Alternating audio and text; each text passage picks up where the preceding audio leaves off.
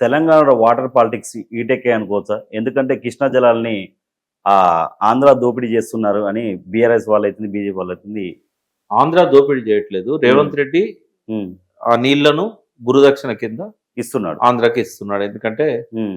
చంద్రబాబు లేని రేవంత్ రెడ్డి లేడు. ఆయన పిసిసి ప్రెసిడెంట్ అయినా, ఆయన ముఖ్యమంత్రి అయినా, ఆఖరుకు చంద్రబాబు నాయుడు తన క్యాండిడేట్లను కూడా పెట్టకుండా రేవంత్ రెడ్డికి హెల్ప్ చేశాడు.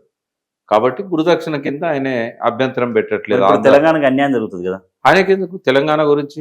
ఆయన ముఖ్యమంత్రి అయినా కూడా హ్మ్. ఆయన ఎన్నడూ తెలంగాణ గురించి ఆలోచించిండు? ఆయన ఎప్పుడన్నా తెలంగాణలో ఉద్యమంలో వచ్చిండా? ఇప్పటికైనా అమరవీరుల స్థూపం దగ్గర 2 పూలేసింది ఏదన్నా ఉందా మీ దగ్గర? జై తెలంగాణ అన్నాడా?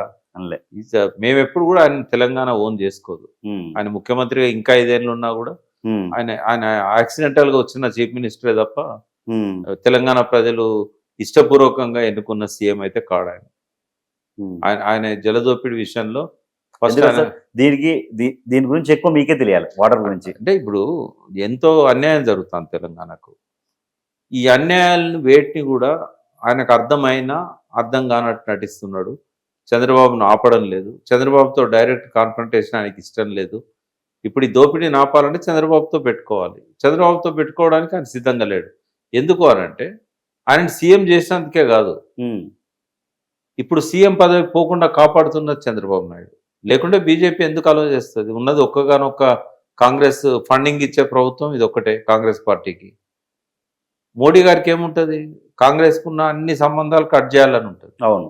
మరి ఈయన ఎందుకు కొనసాగనిస్తున్నాడు అంటే అండర్స్టాండ్. చంద్రబాబు నాయుడు చేతిలో మోడీ ఉన్నాడు, మోడీ చేతిలో రేవంత్ రెడ్డి ఉన్నాడు. రేవంత్ రెడ్డి ఉన్నాడు. కాబట్టి ఆయన జలదోపిడిని అడ్డుకోడు, తెలంగాణ ప్రయోజనాలను కాపాడాడు, కేంద్రం నుంచి రావాల్సిన నిధులను రాబట్టలేడు. ఫస్ట్ ఆయనకు అపరిపక్వతుంది, అవగాహన లేదు. ఏ రంగం మీద కూడా చాలా టైం పడుతుంది. ఆయనకు తెలంగాణ అర్థమైన నాటికి ఆయన పదవి కాలం అయిపోతుంది.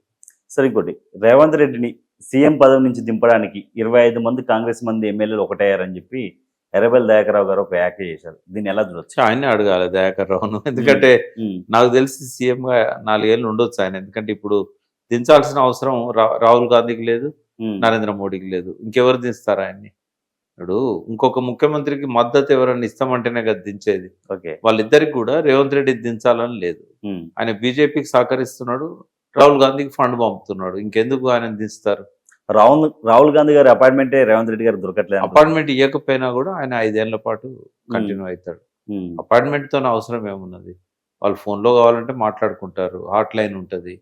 దాంతోపాటుగా ఆయనకు ఎప్పుడు డబ్బులు అవసరం ఉన్నా రేవంత్ రెడ్డి పంపిస్తూనే ఉంటాడు ఎలక్షన్స్లలో వాటిలలో. కాబట్టి అది పెద్ద ఇంపార్టెంట్ ఏం కాదు. సరే, ఇంకోటి, తీర్మాన మల్లన్న గారు కొన్ని వ్యాఖ్యలు చేశారు. ఇది ప్రభుత్వ సర్వే కాదు, ఓన్లీ జానారెడ్డి గారి సర్వే, దీన్ని ఉచ్చబోసి తగలబెట్టండి అని. అంటే ఆయన ఏం మాట్లాడినా కూడా సర్వే పట్ల నేను కూడా అదే అభిప్రాయంతో ఉన్నాను. ఎందుకంటే ఈ సర్వే అనేది శాస్త్రీయంగా జరగలేదు, సంపూర్ణంగా కూడా జరగలేదు, మళ్ళీ అవకాశం ఇచ్చినా కూడా జరగదు. కాబట్టి ఇది రెడ్డిలను ఎక్కువగా చూపెట్టుకోవడానికి చేసిన ప్రయత్నం ఇది. అందులో ఒరిజినల్గా వచ్చిన ఆ సర్వే ఫలితాలను కూడా వాళ్ళు దాన్ని పరిగణలోకి తీసుకోలేదు. కంప్యూటర్స్ దగ్గర కూర్చొని ఒక స్టాటిస్టిక్స్ మనకు డిస్ప్లే చేశారు. రియల్ సర్వే అనేది సమగ్ర సర్వే అప్పుడు కేసీఆర్ చేసినా కూడా పూర్తి న్యాయం జరగలేదు. అందులో కూడా ఏంటంటే కరెక్ట్ గణాంకాలు రాలేదు. ఇప్పుడు ఈయన చేసిందంతా అంబగిది. కాబట్టి ఆ సర్వేకి ఎటువంటి వాల్యూ లేదు. సరే, ఉమ్మడి ఒకటి ఏదున్నా కూడా సర్వే ఆయన చెప్తున్న దాని ప్రకారం కూడా బీసీలు 46% ఉన్నారు, ముస్లిం బీసీలు ఇంకో 10% ఉన్నారు. మరి కామారెడ్డి డిక్లరేషన్ ఎందుకు చేయడు? అమలు చేయాలి కదా. కాబట్టి ఆ 42% ఇప్పటికైనా ఆయన చేయాలి. చేస్తే బీసీలు కొంత పాజిటివ్గా ఆలోచిస్తారు కాంగ్రెస్ గురించి.